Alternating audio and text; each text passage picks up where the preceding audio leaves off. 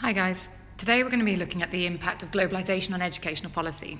This is something that we've looked at already when we've examined the Marxist view of education and the New Right view of education. However, this is really going to focus on how education is becoming increasingly privatised by large global companies. So the first thing to consider is actually what is globalisation, and you need a really clear definition of globalisation. This is a topic that will come up in cultural identity, it will come up in families, it will come up in crime and deviance, it will come up in education, it will come up in the sociology of belief, global identities, whatever subjects you might be studying or whatever units you're studying. Globalisation is something on the new spec that's to be assessed across all of the different units that your school or college will have selected to study. So if you have a look at this graphic, hopefully you can have a look at and make it a bit bigger in your version. You should be able to look at the different aspects of globalisation. And there is a range of pros and cons if you want to make note of some of the things that are good and obviously some of the things that are bad about globalisation. So some of the good things, for example, bottom right, you've got a tiger, is the growth of developing economies, sometimes known as tiger economies, such as places like China that have lifted millions upon millions of people out of poverty. You've also got good things like technology and the internet, which means that we have a shrinking world. We're able to get information really quickly, share ideas and information. And many would argue things like free trade is really good. You know, the lowering of trade tariffs means that goods can move across borders, which means that all economies can be better off because of it. Nevertheless, as you can see, there are a significant number of problems with globalization. Okay, for example, environmental harm. As we increasingly move around the globe and we trade around the globe, there's environmental impact of that. We've had the increase of terrorism. Some groups have reacted really negatively to globalization, particularly if you like the spread of Western ideas and culture has had a bit of a kickback, particularly in areas such as, well, the developing world, and it's in the news quite often in the Middle East, but it's not just the Middle East. And not to mention, there's been a few issues perhaps around exploitation, okay, that's been going on again in areas that perhaps we don't see in the news every day. But when you do buy your clothes from Primark, it's worth considering where are those clothes made, and would those conditions be acceptable in the UK? Perhaps not. So here's your definition for globalisation that I would really like you to memorise for the rest of the course. It is a process by which the world has become increasingly interconnected as a result of massively increased trade and cultural exchange. So that element of interconnection is important. Trade has certainly driven globalization, trade in terms of goods, and that cultural exchange comes from the movement of people, predominantly made possible through things like improvements in travel, cheaper airfares, for example, but also cultural exchange has taken place using technology such as the internet. So all those things are related to globalization, is a huge area, something that postmodernists are very interested in, by the way. You need to be aware of the arguments about what is good and what is bad about globalization, and you need to be able to apply those arguments to, like I said, the areas that we'll be studying, which in your case would be things like education, perhaps, or even crime and deviance, which we'll look at next year.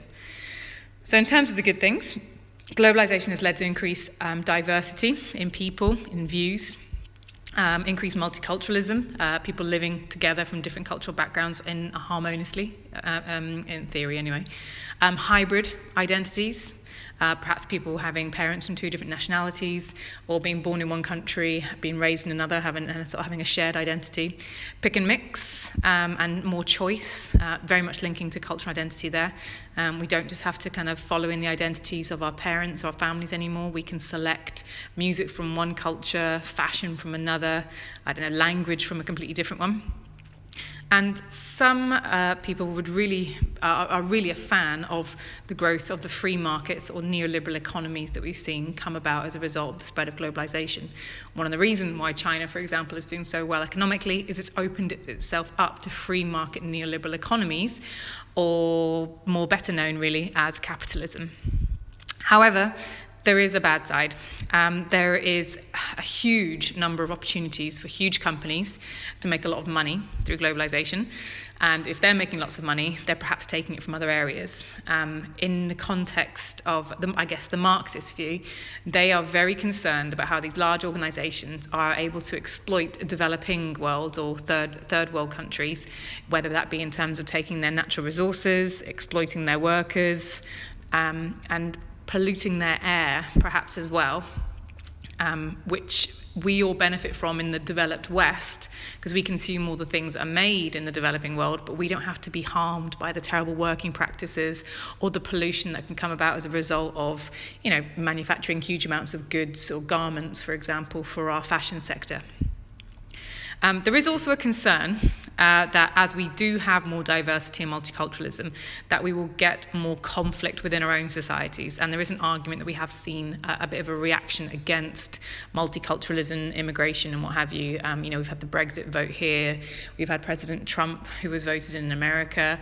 And we are seeing an increase, if you like, of right-wing politics around national identities reacting against this increased multiculturalism. And this is not unique to the UK. And many would argue this is because of the growth of globalisation around the entire globe, of course. So what has this all got to do with globalisation and education?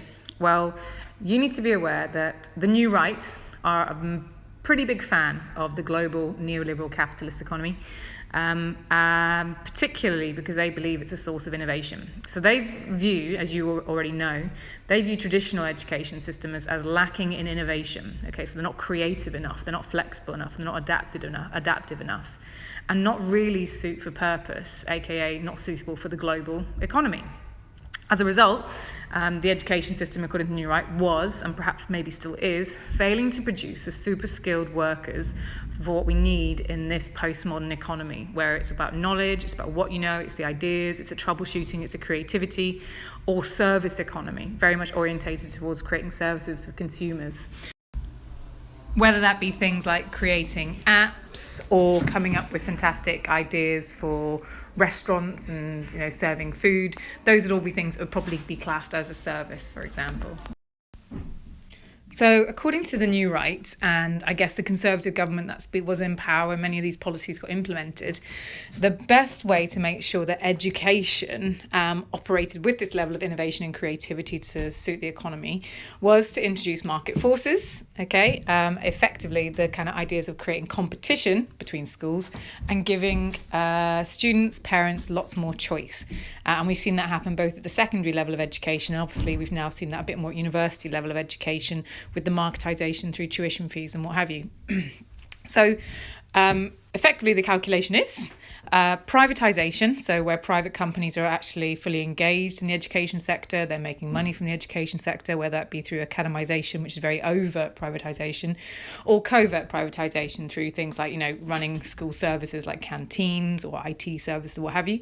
So that's when there's money made, plus marketization, which is when you get schools that aren't necessarily run for profit to behave like businesses, so compete for funding, raise their standards because they want to be more desirable to their customers or parents. And ultimately, what this will do is increase the results of schools, improve the performance of individual students, which means that we have a better workforce for the future, or improved human capital, which is the idea of the functionalist Schultz. It's all about creating human capital. And obviously the New Right want good human capital because that means that people don't end up on benefits, and they're not a fan of the welfare state. As a result of this shift in ideology that's not just taking place in the UK but around the world, seeing education as a source of revenue or an area that can be privatised, education is now worth billions on the global marketplace. And we're going to be looking at one of those case studies today. So I just want to examine with you that kind of privatisation plus marketisation calculation in a bit more detail. The policy that first introduced these principles to the UK education system would be the Education Reform Act, or the ERA. That was in 1988.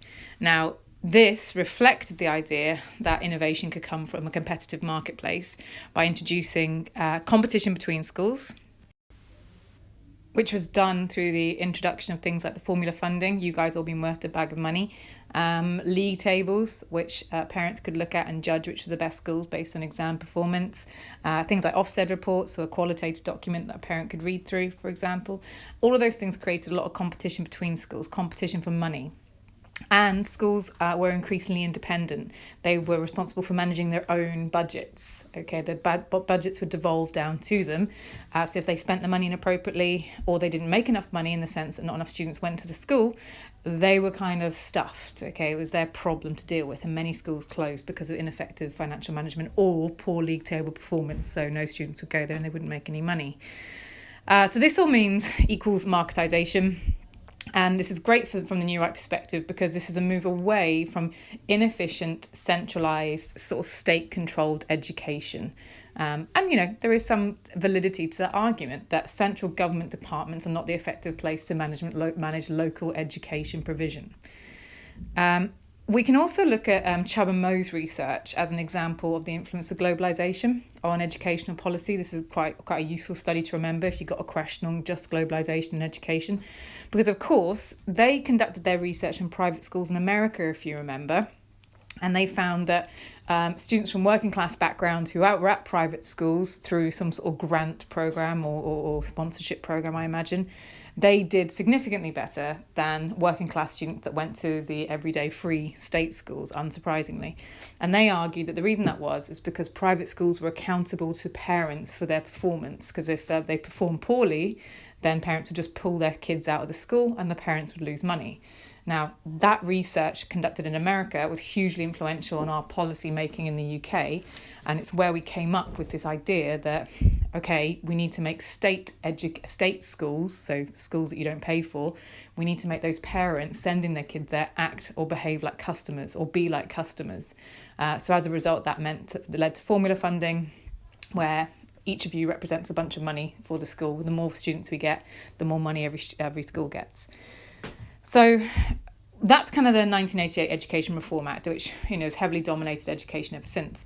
Since 2010, when the Conservatives got into power under a coalition with the Lib Dems and further strengthened their positions in the latter election when it was just a Conservative government, we have seen, if you like, an increase in the influence of globalisation, privatisation and marketization in education.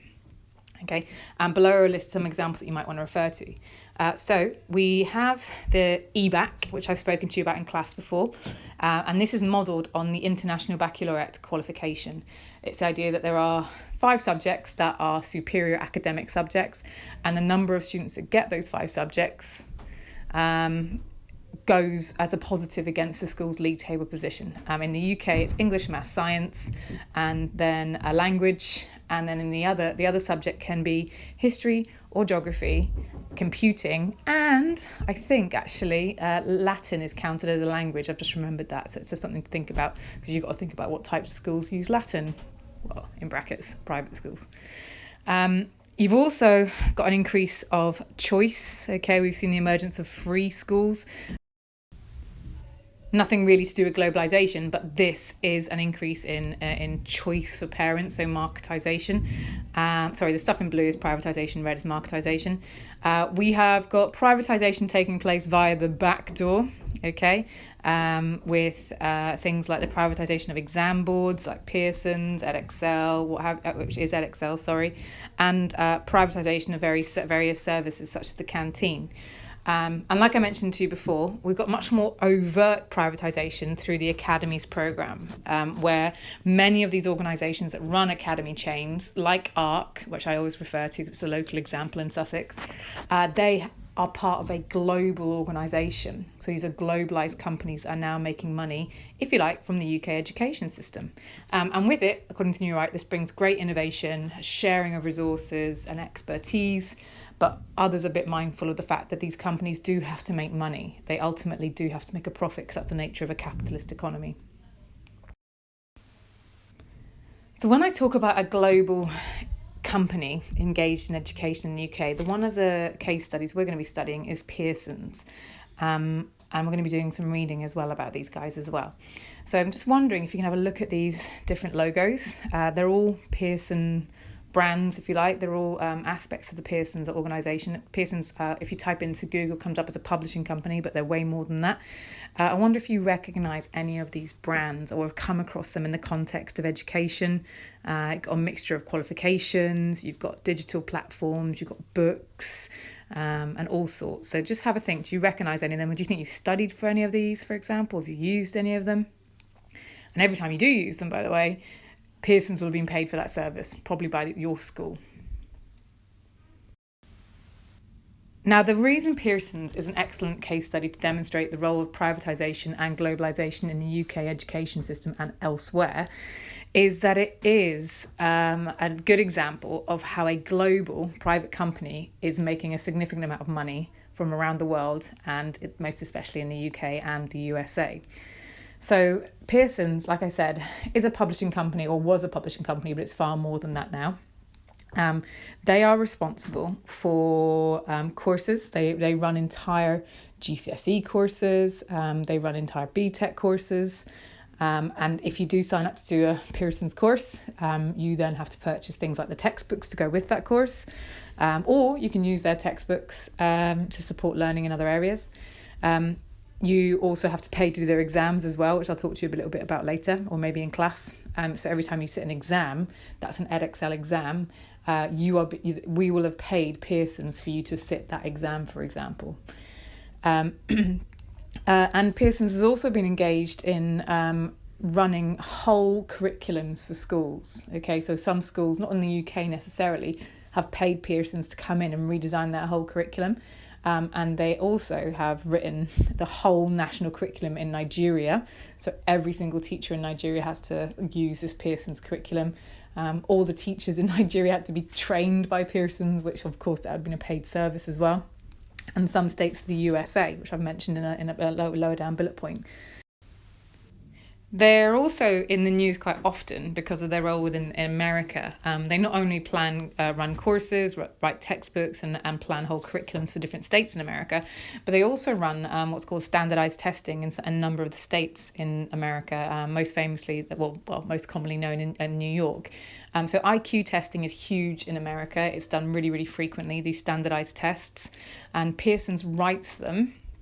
Okay, sends them out to the schools and then is also responsible for marking them. And they're very much completed. They're multiple choice questions, like I said, and they have a huge effect on students' results. And they've been in the news as quite controversial, as being culturally biased, as being easy to cheat and what have you as well. But it's worth a huge amount of money. So down there, that graph, that illustrates the amount of money that just the standardized testing market is worth in America. And that is what Pearsons is getting a significant amount of money from in terms of profit. So in class, we're going to be looking at an article from The Guardian about Pearsons, quite a critical article, I must admit, about Pearsons and their influence in educational policy. Or if you want to find this article yourself, you can try Googling. The title of the article is "Should Pearsons, a giant multinational, be influencing our educational policy?" And it's published by The Guardian in the UK. So if you Google that title, it should take you to the article on The Guardian, just to find out a little bit more about Pearsons and what it's up to, and whether it's something we perhaps should be concerned about in the UK and in other countries around the world. Thanks for listening. Bye.